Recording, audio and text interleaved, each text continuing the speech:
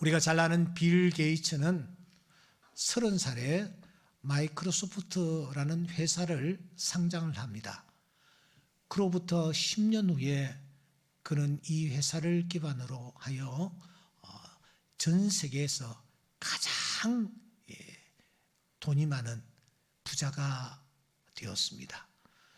그가 1955년생인데 그 이후 지금까지 이 세계 최고라는 타이틀을 그가 놓치지 않고 있습니다.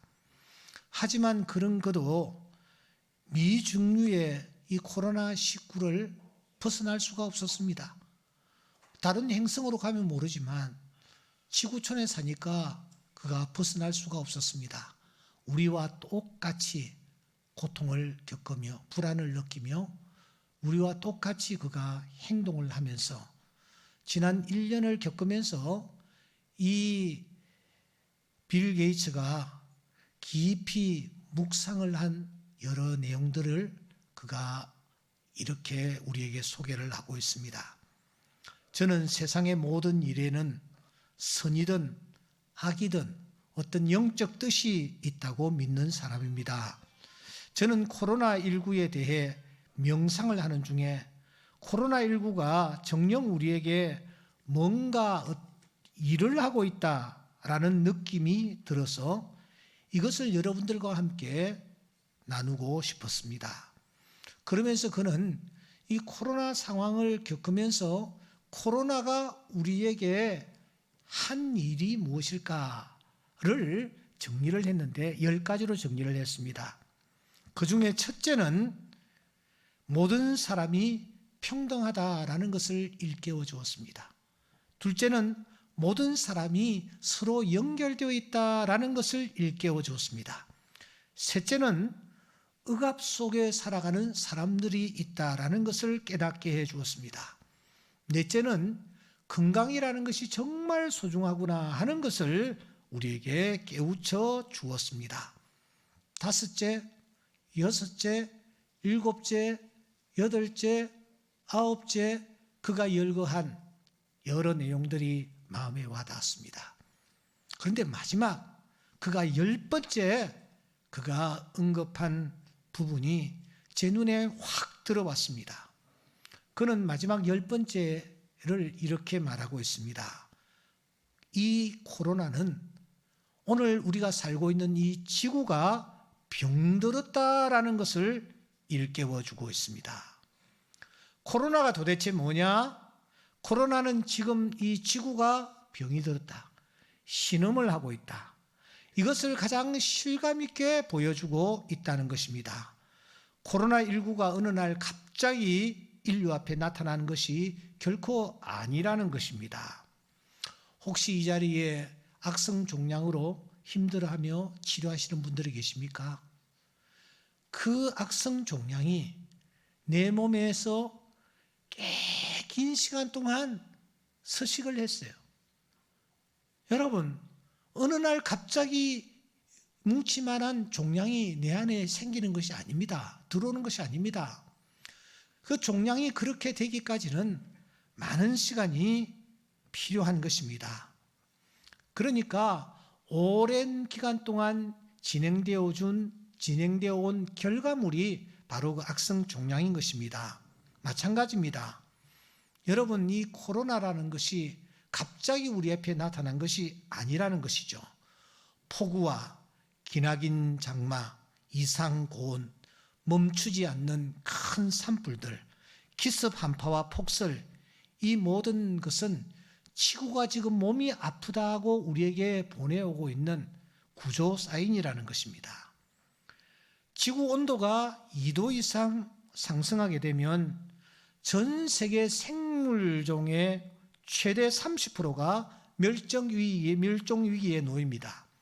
그런데 미 항공우주국, 즉 나사에서는 최근에 지난 한 해 연평균 기온이 지난 30년간의 평균 기온보다 1.02도 높았다라고 발표를 했습니다.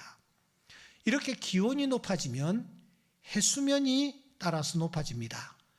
해수면이 높아지면 결국 사람이 살 수 있는 공간이 점점 좁아지고 사라집니다.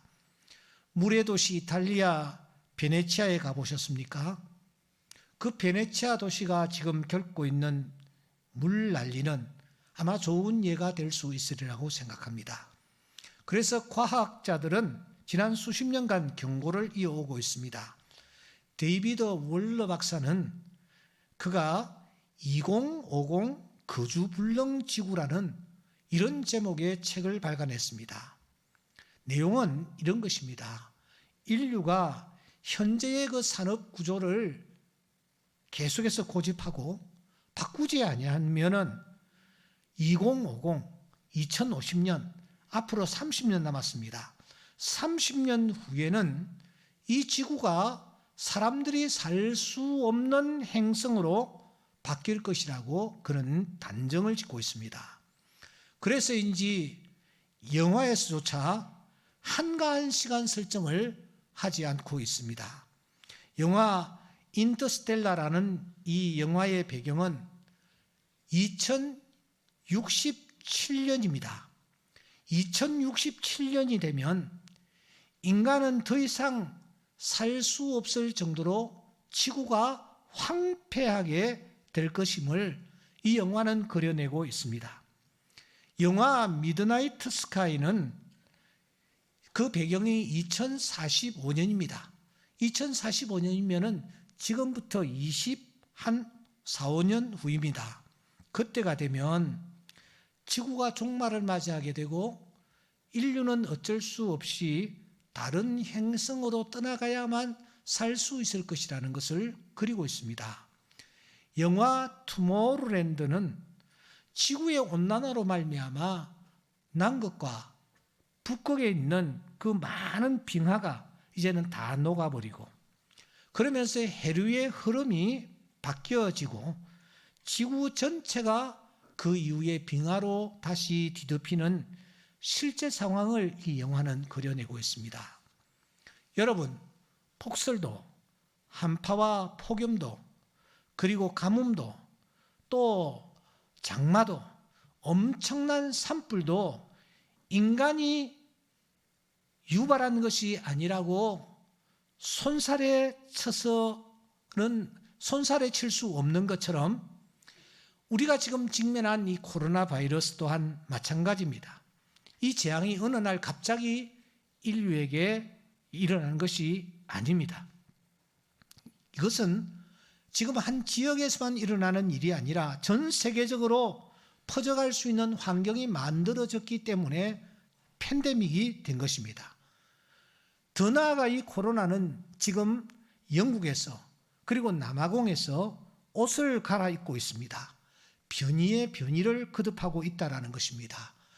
사람들이 백신을 만들었다고 환호를 할 때에 이 코로나 바이러스는 그러한 인류를 비웃으면서 백신의 효과가 없는 다른 종의 변이로 지금 변장하여 우리 앞에 나타나고 있는 것입니다.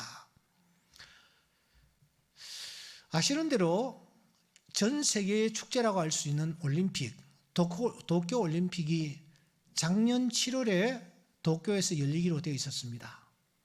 그런데 지금 전체 분위기가 금년에도 7월 23일부터 이제 올림픽을 가지려고 생각했는데 금년에도 이 올림픽을 개최할 수 없다라는 방향으로 지금 분위기가 잡혀져 가고 있는 것입니다. 그러니까 금년도 한 해 동안도 계속 이런 분위기가 지속될 것이라고 우리는 봐야만 하는 것입니다. 오늘 우리가 속한 이 세계 지구촌이 처한 상황이 이러합니다. 이런 상황을 어떻게 묘사하면 가장 적절할까요? 저는 시편 46편이라고 생각합니다. 그 중에서도 특별히 2절과 3절 말씀해 보시면 땅이 변하든지 산이 흔들려 바다 가운데 빠지든지 바닷물이 솟아나고 뛰놀든지 그것이 넘침으로 산이 흔들릴지라도 라는 말씀이 있습니다. 여기에 땅이 언급되고 있고 산이 언급되고 있고 바다가 언급되고 있습니다. 이 산과 그리고 땅과 이 바다는 오늘 우리가 몸담고 있는 이 세계, 하나님이 만드신 이 피조물 세계의 모든 것을 대표하는 피조물입니다. 여러분, 이 땅과 이 산과 이 하늘은 하나님이 만드신 모든 피조물 중에서 안정감을 표현하는, 드러내는 그런 피조물입니다. 왜냐고요? 땅과 산과 바다는 어떤 경우에라도 움직이지 않고 흔들리지 않고 변하지 않기 때문입니다. 땅은 언제나 평평합니다. 산은 언제나 그곳에 우뚝 솟아 있지 않습니까? 바다는 온 세상을 품고 있습니다. 지구 표면의 3분의 2가 바다이지 않습니까? 그런데 그 땅이, 그 산이, 그 바다가 어느 순간 어떻게 된다라는 것입니까? 흔들린다고 말합니다. 움직인다고 말합니다. 솟아난다라고 말합니다. 안정감을 잃어버렸다라는 뜻입니다. 언제까지나 변하지 아니할 것 같고 언제까지나 우리에게 안정감을 줄 것이라고 생각했던 그 땅과 그 산과 그 바다까지 흔들리며 움직이며 솟아나는 이런 일들이 일어나고 있을 것이라는 것입니다. 한마디로 이 놀랍고 두려운 광경입니다. 그 광경 앞에서 문나라는 소동합니다. 여기 문나라는 백성들을 뜻합니다. 여기에 왕국들은 갈피를 잡지 못한다고 했습니다. 왕국은 지도자급에 있는 높은 고위 관료들, 왕들을 뜻합니다. 그러니까 백성부터 저 고위 관료까지, 왕들까지 우왕좌왕 흔들리는 것입니다. 그야말로 안절부절을 못하는 것입니다. 그런데 바로 그때에 그 산과 그 땅과 그 바다를 친히 만드시고 오늘 또 그 땅과 그 산과 그 바다를 친히 주장하시는 하나님께서 무엇이라고 말씀하십니까? 하나님은 말씀하십니다. 너희는 가만히 있어 내가 하나님 됨 알지어다. 내가 문나라 중에서 높임을 받으리라. 내가 세계 중에서 높임을 받으리라. 하나님께서 흔들리는 상황 속에서 어찌할 바 모르는 모든 피조물들을 향하여 일갈하십니다. 너희는 가만히 있으라. 가만히 있으라. 하나님이 말씀하시는 것입니다. 여러분, 인간은 위급하고 힘들고 어려운 일을 만났을 때 우왕좌왕합니다. 낙심합니다. 더 나아가 자신의 힘으로 그 현상들을 타개해 보려고 애를 씁니다. 그런데 하나님은 말씀하십니다. 너희들 가만히 있으라. 이것이 우리가 해야 할 일입니다. 해야 할 일이 무엇입니까? 그냥 가만히 있는 것입니다. 이스라엘 백성들이 출애굽하였습니다. 그들이 저 가나안 땅을 향하여 나아가는데 첫째 난간이 홍해였습니다. 홍해 앞에 이르렀을 때에 이 홍해를 어떻게 건너나라고 고민하고 있을 그때에 뒤를 돌아보니 저 뒤에서 바로의 군사 600명이 마병을 끌고 지금 뒤쫓아오는 것이 아닙니까? 그야말로 징태양난이었습니다. 이스라엘 백성들은 수군댔습니다. 우왕좌왕했습니다. 원망했습니다. 불평했습니다. 불안해 어찌할 줄 몰랐습니다. 그때에 하나님께서 모세를 통하여 하신 말씀이 무엇입니까? 너희는 두려워하지 말고 가만히 서서 여호와께서 오늘 너희를 위하여 행하시는 구원을 보라. 구원을 보라. 여호와께서 너희를 위하여 싸우시리니 너희는 가만히 있을지어다. 가만히 있으라고 말씀하셨습니다. 그리고 하나님은 그 현장에서 자기 백성들을 위하여 일하셨던 것입니다. 홍해를 가르시고 구름 기둥과 불 기둥으로 원수들을 막고 그들이 뒤쫓아왔을 때에 다시 홍해를 합하여 저들을 전부 수장시키는 이런 일들을 하나님께서 홀로 행하신 것입니다. 그러므로 여기에서 우리가 받아야 할 귀한 진리는 지금 우리가 해야 할 일이 무엇인가? 하나님 앞에서 가만히 있는 것이다. 가만히 있는 것은 어떤 의미를 담고 있는가? 라파라는 이 단어는 세 가지 중요한 뜻을 가지고 있습니다. 첫째는 진중하라는 것입니다. 행동을 조심하라는 것입니다. 급하게 움직이고 또 급거이 나아가지 아니하고 행동을 진중히 하라는 것입니다.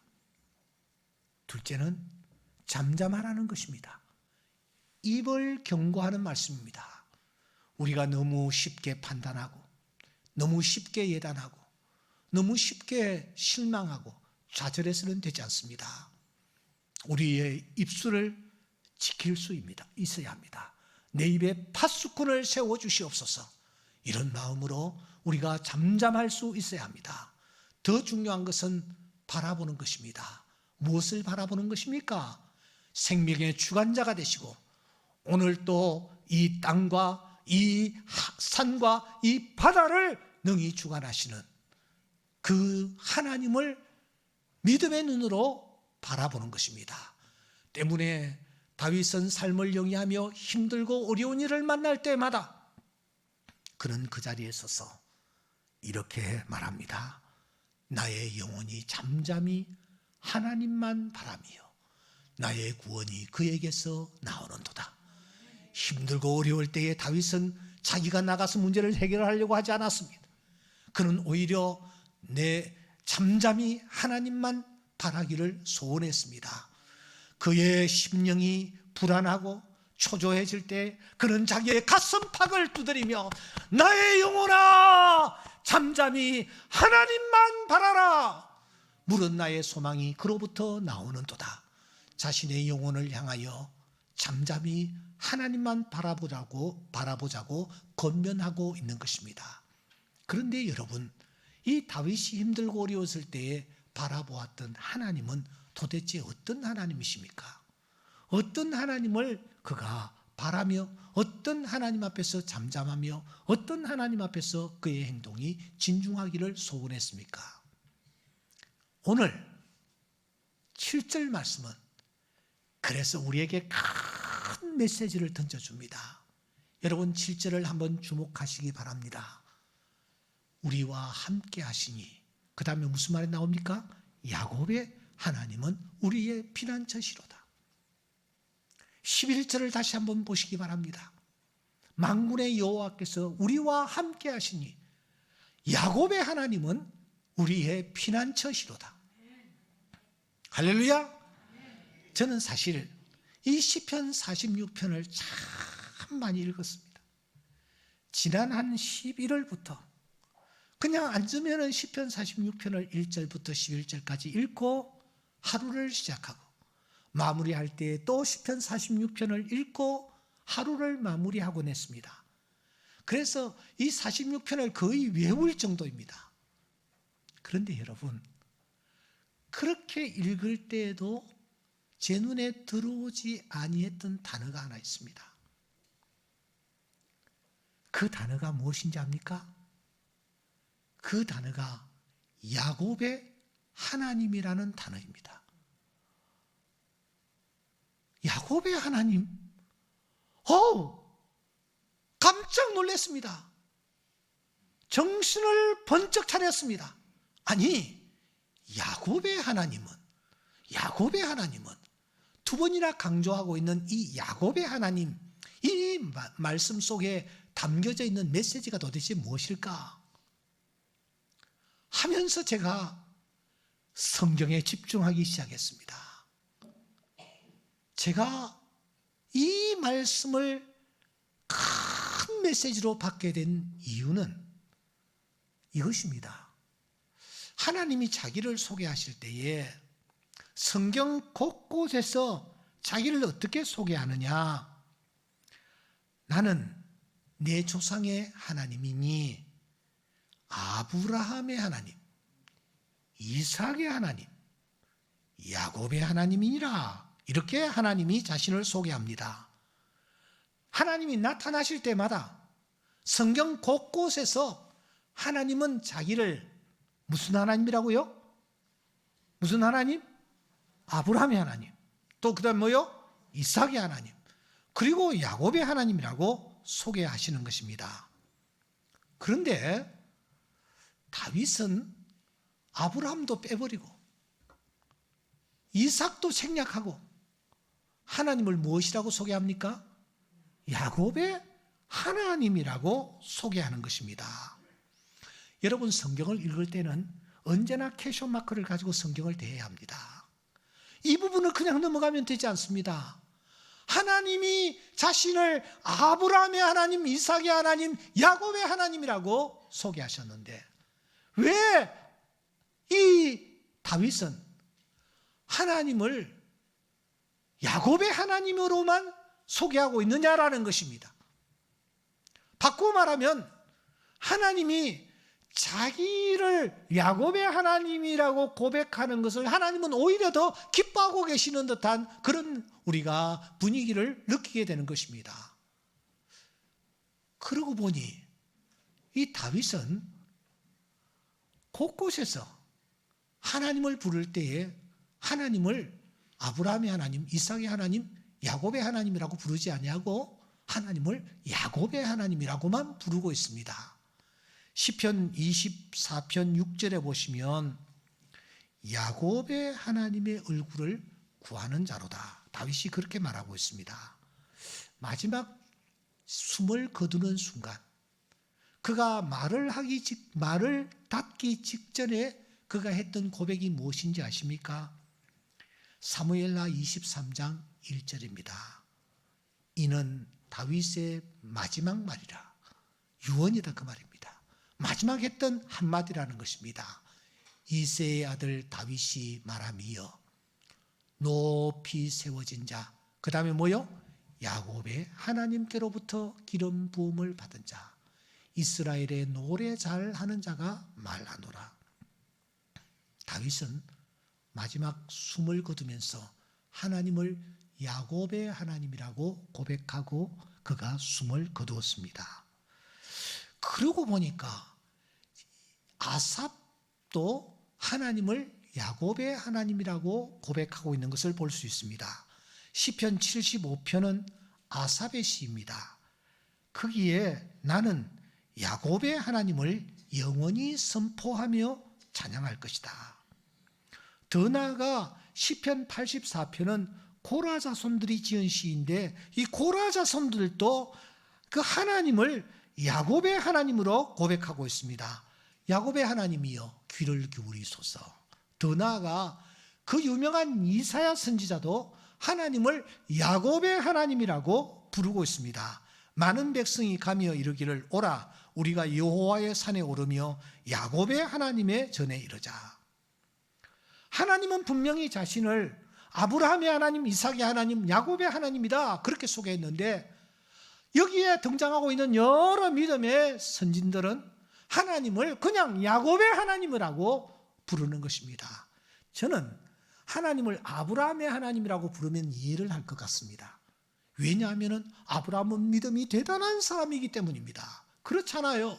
세상에 100세에 얻은 독자를 하나님 앞에 드리는 현장을 여러분 주목해 보십시오. 그 아이를 데리고 가서 그 아이를 묶었습니다. 그리고 그 아이를 향하여 칼을 내리꽂는데 현장을 자세히 보십시오. 하나님이 깜짝 놀래가지고 아브라함아 아브라함아 하시면서 하나님이 깜짝 놀래 이 아브라함의 행동을 저지시키는 것을 볼 수 있습니다. 무엇을 뜻합니까? 아브라함은 주저하지 않았습니다. 내리칠까 말까 고민하지도 않았습니다. 그냥 내리치려고 한 것입니다. 세상에 이런 믿음이 누가 가지고 있습니까? 아브라함은 대단한 사람이었습니다. 이삭 또한 대단한 사람이었습니다. 나이 많은 할아버지, 그 할아버지가 자기를 묶을 때도 어린 양처럼 그냥 묶여지지 않습니까? 자기를 향하여 칼을 내리꽂으려고 할 때도 그는 눈을 감고 그 칼을 맞겠다라는 심정으로 잠잠히 있는 것입니다. 세상에 이런 믿음이 어디에 있습니까? 얼마든지 밀치고 도망칠 수 있는 여건임에도 불구하고 그는 그렇게 묶여서 죽으려고 각오를 한 것입니다. 그런데 야곱은 그렇지 않았어요. 야곱은 자랑할 것, 내놓을 것 아무것도 없습니다. 혹자는 야, 옥목사, 야곱 봐. 그 야복 나루트에서 그 생명을 걸고 하나님 앞에 기도한 그 모습이 얼마나 믿음이 좋은 모습이냐. 천만의 말씀이요. 천만의 말씀이요.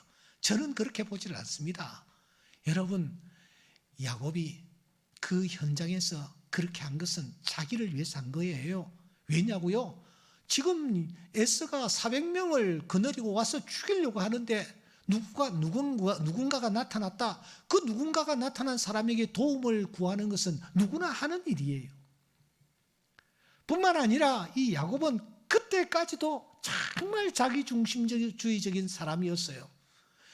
에스가 온다라는 소식을 들었을 때에 잘 보십시오.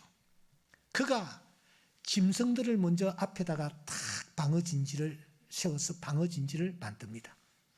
그리고 난 뒤에 여종과 그 자식들을 그 다음 둘째 딱 놓고 방어진지를 만들고, 셋째로는 레아와 그 자식들을 그 다음 셋째 번째 진지를 구축을 하고, 그 다음 네 번째로는 라헬과 그 자식들을 딱 세워서 진지를 구축하고, 그리고 제일 안쪽에 혼자 숨어 있는 사람이 누구냐? 몸을 숨기는 사람이 누구냐?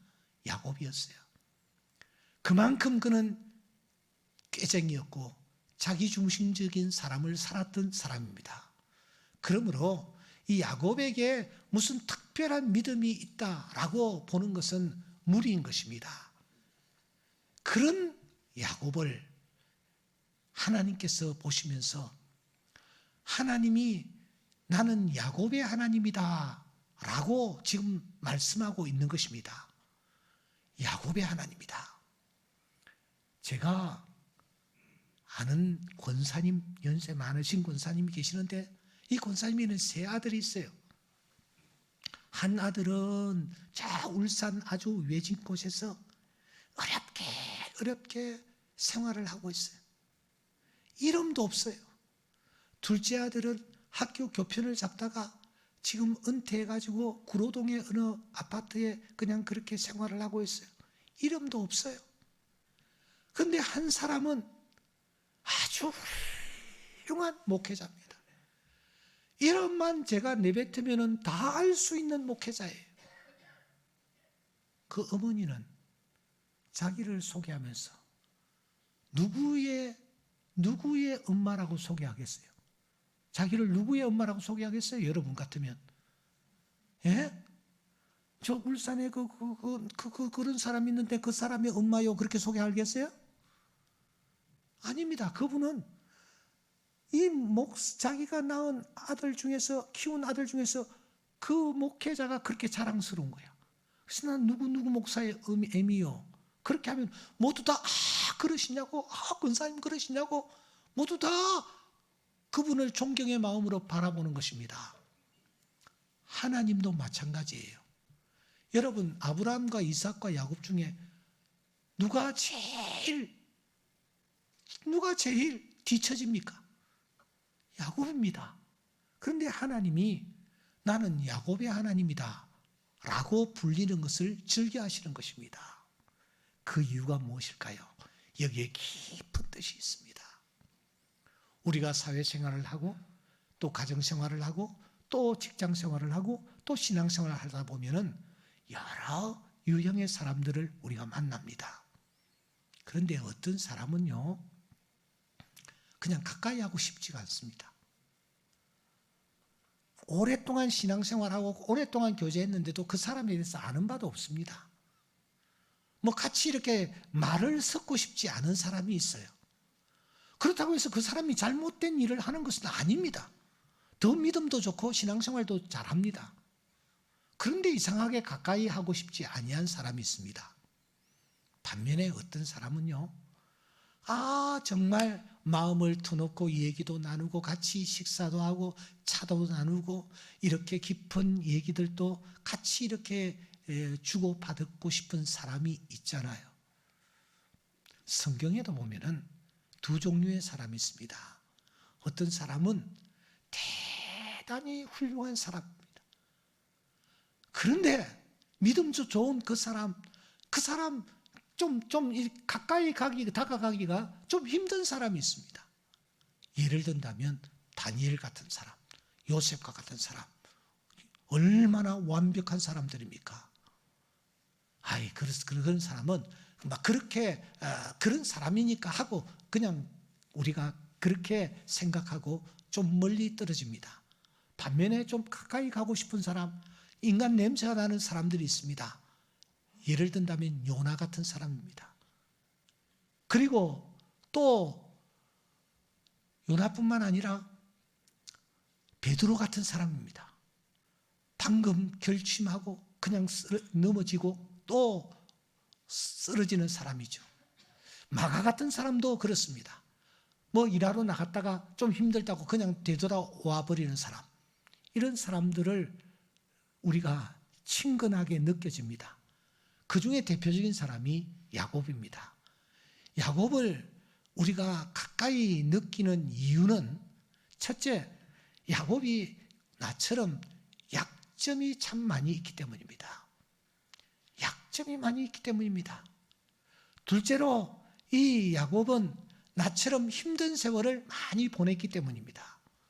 세 번째로 특별히 야곱은 믿음이 아주 없는 그냥 별 볼 일 없는 사람이었기 때문입니다. 여러분, 그런데 이런 야곱이 가까이 느껴집니다.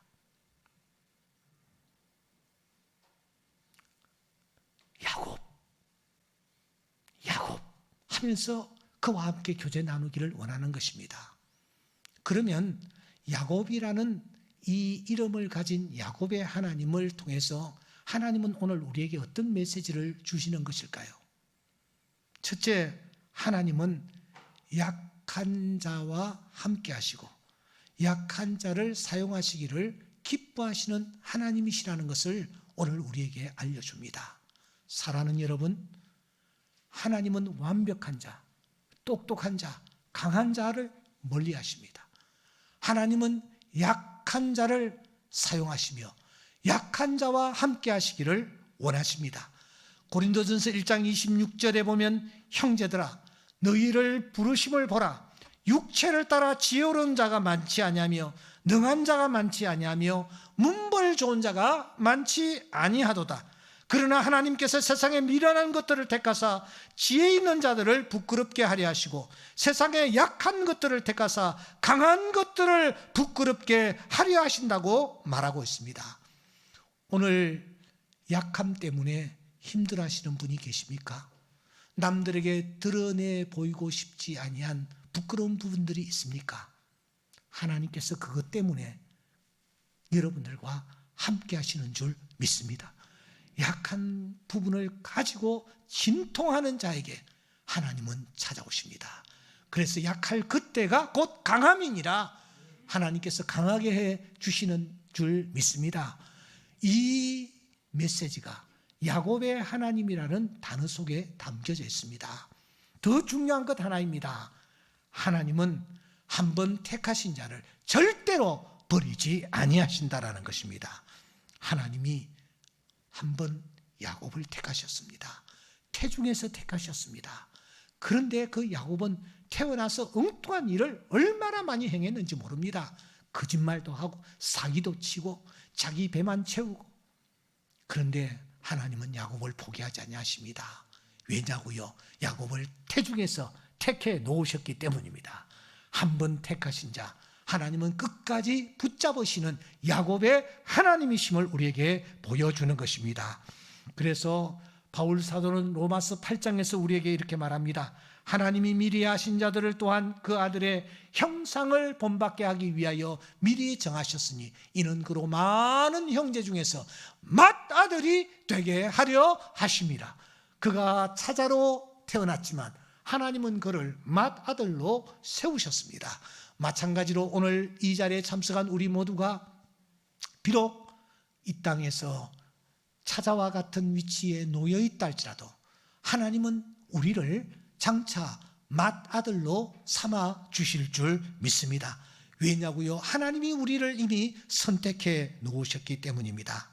사랑하는 성도 여러분, 만일 하나님께서 강자인 사람에게만 관심을 가지신다면, 완전한 자에게만 하나님께서 은혜를 베푸신다면 여기 이 자리에 서 있을 사람 한 사람도 없습니다. 우리는 다 야곱입니다. 버러지와 같은 야곱입니다. 그런 야곱을 선택하신 하나님은 오늘 또 우리를 선택하시고 우리에게 은혜 베풀어 주실 줄 믿습니다.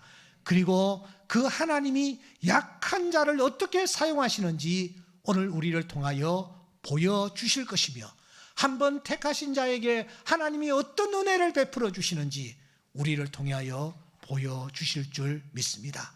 그러므로 우리가 해야 할 일이 무엇입니까?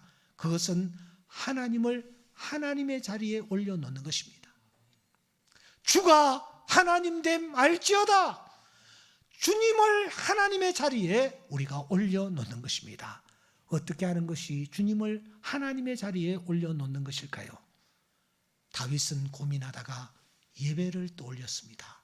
예배를 통하여 하나님을 하나님의 자리에 올려드릴 수 있다. 그래서 그는 이렇게 말합니다. 여러 나라의 족속들아, 영광과 권능을 여호와께 돌릴지어다. 여호와께 돌릴지어다. 여호와의 이름에 합당한 영광을 그에게 돌릴지어다. 하나님이 하나님 되심을 우리가 인정한다면 하나님께 영광의 예배자가 되어야 될 줄 믿습니다. 하나님 앞에 나와 신령과 진정으로 예배하는 바로 그 태도가 하나님이 하나님됨을 인정하는 자의 태도인 것입니다. 스데반은 고민했습니다. 하나님이 하나님됨을 우리가 알리는 방법이 무엇일까? 복음을 전하는 것이다. 그는 그렇게 생각했습니다. 그래서 그는 날아오는 돌무더기 속에서도 살아계신 하나님을 증언하는 삶을 살다가 하나님 앞에 서게 된 것입니다. 주가 하나님됨을 알리기 위하여 우리가 복음을 전하는 자가 되어야 합니다. 스데반처럼 주의 복음을 전하다가 생명을 잃을지라도 우리가 담대하게 주의 복음을 전하며 나아가는 것, 주가 하나님됨을 인정하는 자의 태도입니다. 마지막으로 도르가라는 여인은 선행을 통하여 주가 하나님됨을 온 세상에 알렸습니다. 착한 행실을 보고 살아계신 하나님께 영광을 돌리게 하라. 우리가 선한 행실을 통하여 주가 하나님됨을 알려줄 수 있는 것입니다. 예배를 통하여, 복음 전파를 통하여, 선행을 통하여 주가 하나님 되심을 온 세상에 전할 때에 흔들리는 땅 속에서도 우리를 지켜주실 것이며, 아멘. 산이 움직이는 그런 상황 속에서도 하나님은 우리를 지켜주실 것이며, 바다가 용솟음치는 무시무시한 상황 속에서도 하나님은 우리를 지켜주실 줄 믿습니다.